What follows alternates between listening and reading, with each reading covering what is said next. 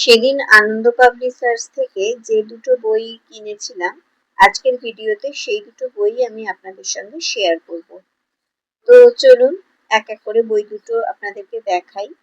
প্রথম যে বইটা সেটা হচ্ছে সুচিত্রা ভট্টাচার্যের একা।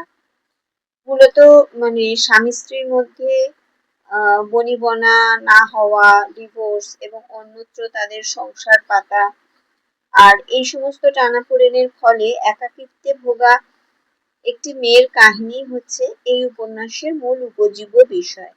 তো উপন্যাসটা অবশ্যই পড়বো এবং বইটার রিভিউ নিয়ে আসবো। নেক্সট যে বইটা কিনেছি সেটা খুব ফেমাস একটা বই, বিমল করের উড়ো খই।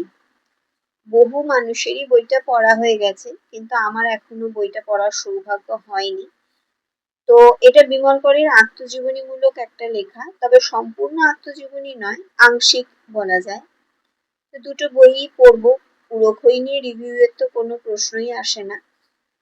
তো যাই হোক, এই ছিল আমার আজকের ভিডিও। আর ভিডিওটা যদি আপনাদের ভালো লেগে থাকে একটা লাইক করে দেবেন। আর বই সংক্রান্ত আরো ভিডিও যদি দেখতে চান তাহলে চ্যানেলটা সাবস্ক্রাইব করে সঙ্গে থাকবেন। সকলে ভালো থাকবেন। নমস্কার।